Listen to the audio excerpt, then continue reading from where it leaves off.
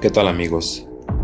En esta ocasión les vengo a contar una historia más que nos mandaron. Esta se desarrolla en un pueblo, en San Esteban. Nos la mandó Enoch. Y esta es la historia de el padre Kian y su sacrificio. Siempre he creído que en los pueblos pequeños tienen algo extraño, algo que te atrapa en su calma y te obliga a cerrar los ojos ante lo que realmente ocurre. En el pueblo de San Esteban, mi hogar, ahí crecí desde pequeño y no era nada diferente. Un pueblo rodeado de montañas que, como viejos guardianes, te observan día tras día. Aquí nada cambia, nada se mueve, o al menos eso es lo que quiero creer. La verdad es que en el fondo yo siempre supe que algo no estaba bien. La iglesia, la que todos adorábamos sin cuestionar, era el epicentro de nuestro mundo. La gente iba allí los domingos, se sentaba en los bancos, escuchaba al padre Kian. Él hablaba de redención y de fe.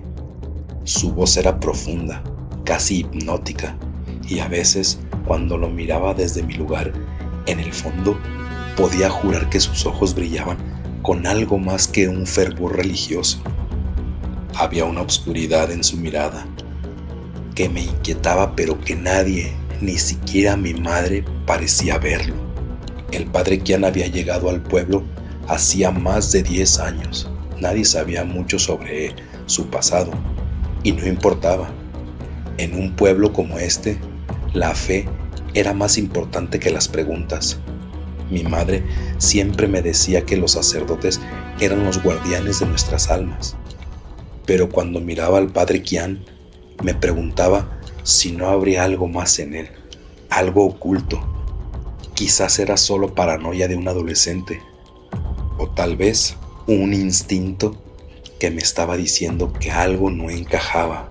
Sin embargo, lo que ocurrió una noche cambió todo lo que creía. Mi hermana pequeña, Marta, desapareció. Fue como si el pueblo entero cerrara los ojos ante su ausencia. Nadie parecía cuestionar nada. Mi madre estaba en shock, pero se limitaba a susurrar sus oraciones, esperando que Dios la trajera de vuelta. Yo no podía quedarme quieto. Algo me decía que el padre Kian estaba involucrado. Aunque nadie más lo dijera en voz alta, mi hermana nunca habría salido sola por su cuenta, y no podía ignorar esa sensación de que algo mucho más siniestro se estaba cocinando sobre nosotros. Recuerdo esa noche. Después de semanas de angustia, decidí actuar. Me armé de valor, o más bien de desesperación. En el silencio salí de la casa y me dirigí hacia la iglesia sin saber qué era lo que esperaba encontrar, pero sintiendo que era el único lugar donde podía encontrar respuestas. La niebla se arremolinaba a mi alrededor, pesada y fría, como si el propio pueblo me advirtiera que no debía continuar. Sin embargo, mi corazón latía con fuerza, empujándome hacia adelante hasta que llegué a la puerta de la iglesia. Estaba cerrada, pero algo me impulsó a empujarla. Para mi sorpresa, se dio de fácilmente, con un crujido bajo, como si estuviera esperando ser abierta. El interior estaba envuelto en sombras, pero las velas encendidas proyectaban una luz tenue que apenas iluminaba el camino hacia el altar. El aire estaba denso, casi pesado, y había un aroma que no podía identificar, algo a incienso, pero también a metal. Era una mezcla desagradable que me hizo estremecer. Cuando crucé el umbral, sentí que el suelo temblaba bajo mis pies, como si algo en el templo reaccionara ante mi presencia. Caminé lentamente, mis pasos resonando en la inquietud de la iglesia. La sensación de que algo no estaba bien se apoderó de mí, pero lo que me congeló la sangre fue ver una figura encapuchada junto al altar. Era el padre Kian. Su rostro estaba oculto en las sombras, pero algo en él decía que me había estado esperando. Me congelé en el lugar, incapaz de moverme, pero fue él quien habló primero. «Sabía que vendrías, Enoch», dijo su voz grave y suave, como una caricia que lava el alma. «No pude evitarlo. Todo estaba destinado a suceder». Mi garganta se cerró. «¿Dónde está Marta?», logré articular, mi voz temblando por el miedo. El padre Kian levantó la cabeza lentamente. Cuando sus ojos se encontraron con los míos, vi algo en ellos que me hizo retroceder. No eran los ojos de un hombre, eran los ojos de una criatura que ya no pertenecía a este mundo. Su iris brillaba con una luz amarillenta, como si algo antinatural viviera dentro de él.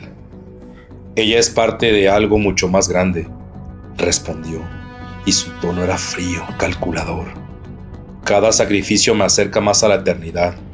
Marta solo es una ofrenda más». Mis piernas temblaron y caí al suelo sin poder entender lo que escuchaba. «No, no puede ser», grité mientras mis lágrimas caían por mis mejillas. «¡Eres un monstruo!». Kian sonrió, pero era una sonrisa vacía, como si lo que decía fuera lo más natural del mundo. «No lo entiendes. Todo esto es necesario. El poder es lo único que importa. Yo soy más que un simple hombre, soy un elegido». Entonces lo vi. No era solo un hombre, no era un sacerdote que había caído en la tentación. Era algo mucho más oscuro. Mi mente trataba de comprender lo que veía, pero era imposible. Algo en su presencia me revolvía, como si su cuerpo no fuera de carne y hueso, sino una mezcla de sombras, un espectro que se había materializado para arrastrarnos al abismo.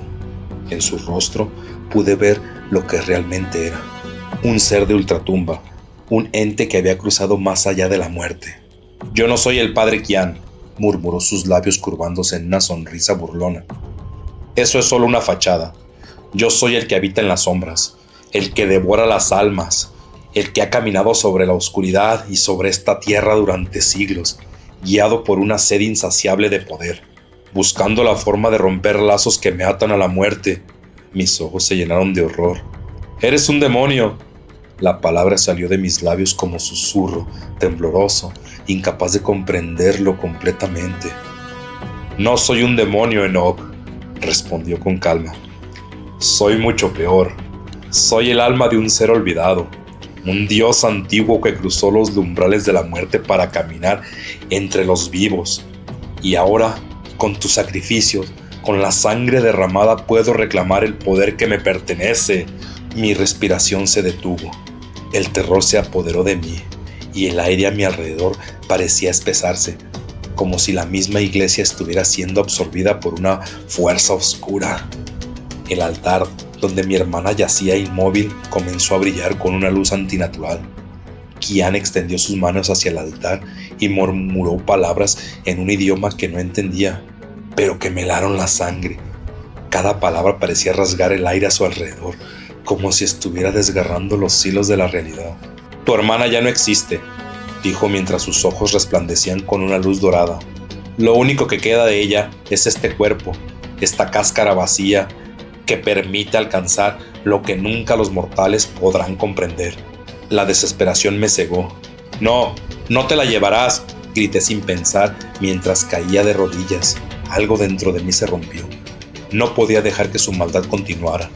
No podía permitir que él tuviera más poder. Fue entonces cuando recordé las historias que mi abuela me contaba cuando era pequeño, sobre un amuleto antiguo, una cruz de plata que podía destruir casi cualquier mal. En mi desesperación busqué a ciegas. A mi alrededor encontré una vitrina antigua en un rincón oscuro de la iglesia. Dentro resplandecía la cruz.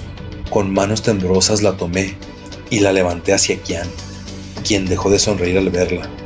«¡Vete al infierno!», grité con toda la fuerza, y la cruz brilló con una luz cegadora. Lo que ocurrió a continuación es difícil de describir. Las sombras de la iglesia parecieron cobrar vida, arrastrándose por las paredes como serpientes.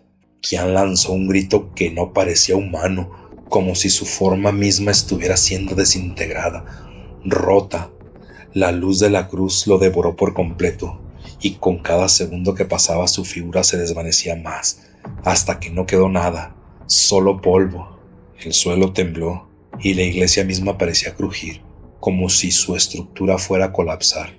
Pero cuando la luz se desvaneció, todo quedó en silencio. La iglesia ya no era la misma, pero en sus paredes aún resonaban los ecos del mal que había estado allí. Caí al suelo agotado, con la cruz en mis manos. Marta ya no estaba, su alma había sido liberada, pero mi alma nunca podría olvidar lo que había visto. Al amanecer, el pueblo despertó como si nada hubiera sucedido.